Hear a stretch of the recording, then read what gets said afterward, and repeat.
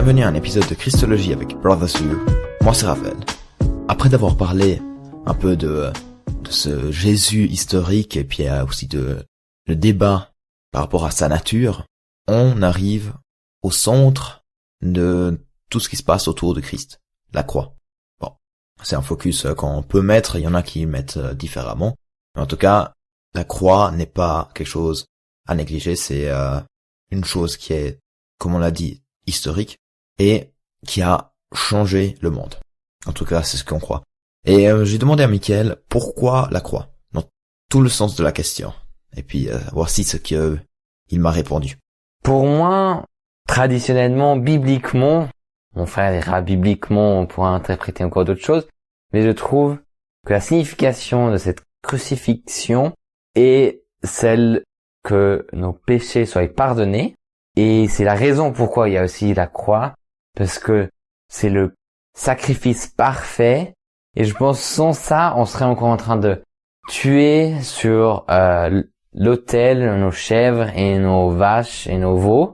Et maintenant, à travers la croix, à travers ce sacrifice parfait de Jésus, ça nous libère de nos péchés d'aujourd'hui, de hier et du futur. Donc on est pardonné pour tous ces péchés. Bien sûr, après il y a encore la thématique de la grâce qui vient avec, de tout ça, mais je pense, pour se limiter sur l'explication de la croix et la crucifixion, je pense que la croix est le centre d'intérêt de la Bible et tout mène à ceci. Dans l'Ancien Testament, on voit qu'il y a plusieurs choses qui montrent, qui tendent à cette promesse de Jésus, et toujours en lien avec un sacrifice parfait. Et un sacrifice, ça peut pas être une mort normale, ça doit être une mise à mort pour moi. Et bien sûr, ça aurait pu être quelque chose d'autre que la croix, je pense. Je pense pas que le symbole de la croix ait une importance, dans le sens, je pense que l'importance est plus grande que ce soit Jésus, le Fils de Dieu, qui est mort pour nous. Et que la croix, c'est juste le médium qu'il a utilisé pour faire ce sacrifice. Ça paraît très brut, très simple, mais ça répond à cette histoire. Pourquoi la croix? Pourquoi la crucifixion selon la Bible? Et la Bible de l'Ancien Testament, il l'indique, mais aussi dans le Nouveau, on voit cette indication, et c'est devenu Jésus, qu'on a Jean-Baptiste qui dit, il y a quelqu'un qui va qui va précéder, qui va pas vous baptiser simplement dans l'eau, mais avec le feu, etc., etc. Et ça montre gentiment qu'il y a quelque chose de plus, il y a quelque chose de parfait qui va venir sur cette terre, qui, comme on a déjà discuté sur Jésus et sa venue, je pense aussi que là, on a aussi après ce Jésus, sa venue, mais c'est surtout l'importance qu'il est mort.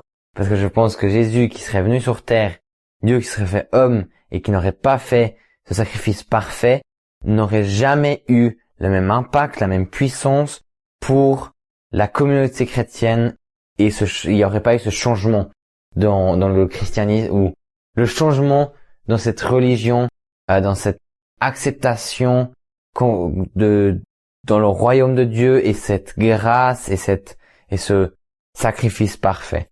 Alors je pense que surtout là, il y a une importance qui est assez grande à travers ce qui s'est passé avec Jésus, et pas simplement qui est Jésus. Merci beaucoup Mickaël. Et là, comme vous entendez, on est au plein milieu de la thématique de la croix. Mickaël a plutôt un point de vue traditionnel, biblique, on peut le dire, il y a une facette que je vais aussi décrire pendant cet épisode de la croix selon la Bible. Et la prochaine fois, en fait, on va regarder le côté plus traditionnel, enfin un peu plus extrême que Mickaël, et après il y aura encore un épisode où on va regarder un point de vue libéral. Donc, que dit la Bible par rapport au culte avec les prêtres? Et là on parle en fait de expiation. Dans le sens, j'étais impur, et après, ou en Christ, je suis devenu pur. Et ce qui s'est passé, c'est que Dieu s'est sacrifié. Alors ça, on peut le lire par exemple dans Hébreux 2, versets 17 à 18. Par conséquent, il devait devenir semblable en tout à ses frères, afin d'être un grand prêtre rempli de compassion et fidèle dans son service de Dieu, pour faire l'expiation des péchés du peuple. En effet, comme il a souffert lui-même lorsqu'il a été tenté, il peut secourir ceux qui sont tentés. Donc Dieu se sacrifie pour nous purifier. Un autre terme qu'on pourrait trouver, c'est la justification, dans le sens que j'étais coupable, puis je suis déclaré juste parce que Dieu a condamné Jésus à ma place. Et ça, on peut trouver dans Romains 5, verset 1. Ainsi donc, déclaré juste sur la base de la foi, nous avons la paix avec Dieu par l'intermédiaire de notre Seigneur Jésus-Christ. Alors, juste aussi, je cite un verset chaque fois, mais il y en a plus. Il y en a d'autres qui s'entrecoupent, qui vont aller pour plusieurs principes. Mais voilà, ça c'est la justification. Ça c'est la justification. Puis après, on a la rédemption, dans le sens, j'étais esclave, mais maintenant je suis libre, parce que Dieu a payé ma rançon. Ça, on peut le lire dans 1 Corinthiens 6, versets 19 à 20. Ne le savez-vous pas? Votre corps est le temple du Saint-Esprit qui est en vous et que vous avez reçu de Dieu. Vous ne vous appartenez pas à vous-même, car vous avez été rachetés à un grand prix. Rendez donc gloire à Dieu dans votre corps et dans votre esprit qui appartient à Dieu. Quatrième concept, c'est la réconciliation, dans le sens que c'est la relation où moi j'étais ennemi de Dieu, puis après je suis devenu ami de Dieu, et Dieu a fait paix avec moi en Christ. Ça on peut lire dans 2 Corinthiens 5, versets 17 à 20. Si quelqu'un est en Christ, il est une nouvelle créature. Les choses anciennes sont passées, voici toutes choses sont devenues nouvelles. Et tout cela vient de Dieu, qui nous a réconciliés avec lui par Jésus-Christ, et qui nous a donné le ministère de la réconciliation. En effet, Dieu était en Christ, il réconciliait le monde avec lui-même, en ne chargeant pas les hommes de leurs fautes, et il a mis en nous la parole de la réconciliation. Nous sommes donc des ambassadeurs pour Christ, comme si Dieu adressait par nous son appel. Nous supplions au nom de Christ, soyez réconciliés avec Dieu. Dernier des 5 grands termes qu'on peut voir dans la Bible, c'est l'adoption, où en fait, j'étais étranger, et maintenant je suis héritier de Christ, et en fait Dieu m'a adopté par Christ dans sa famille. Ça on peut le voir dans Jean 1,12. Mais à tous ceux qui l'ont accepté, à ceux qui croient en son nom, elle a donné le droit de devenir enfants de Dieu. Mais à tous ceux qui l'ont accepté, à tous ceux qui croient en son nom, la lumière a donné le droit de devenir enfants de Dieu. Donc ça, voilà, les 5 grands. Et puis après on peut encore trouver d'autres, mais par exemple il y a encore le terme d'exil, donc au sens j'étais banni, perdu, puis après je retourne à la maison, et après c'est que en fait Dieu m'a ramené. Christ a été exilé pour nous. Dieu m'a retrouvé. Ça on peut trouver par la parabole du fils prodigue par exemple, ou bien Ephésiens 19. Là je cite un peu les versets, vous pourrez vous-même regarder si vous avez envie. Après on a aussi le pardon dans 1 Jean 1 verset 9, où j'étais endetté, donc un pardon de terme bancaire, et puis maintenant je suis riche. Dieu a payé ma dette. Et en Colossiens 2,15, on peut trouver encore le combat, dans le sens, j'étais esclave du mal, maintenant je suis libéré. Donc il y avait un combat militaire, et Christ a vaincu la puissance du mal. Et puis nous, on est libres maintenant de cela.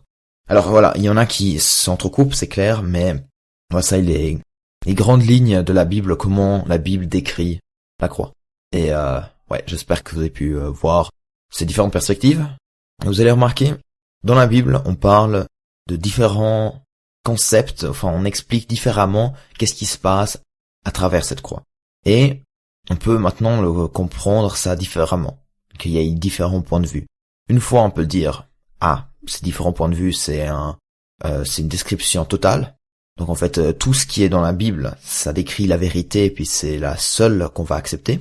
Ou, notre point de vue, c'est de dire, ces concepts parlent à différents groupes selon ce qu'ils sont familiers.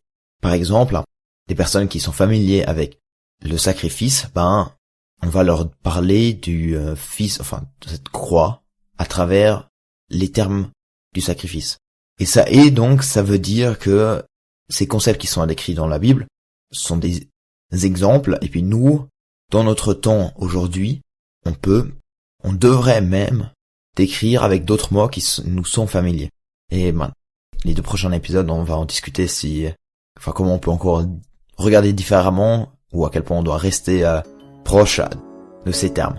Merci d'avoir écouté et au prochain épisode de Close View avec Michael.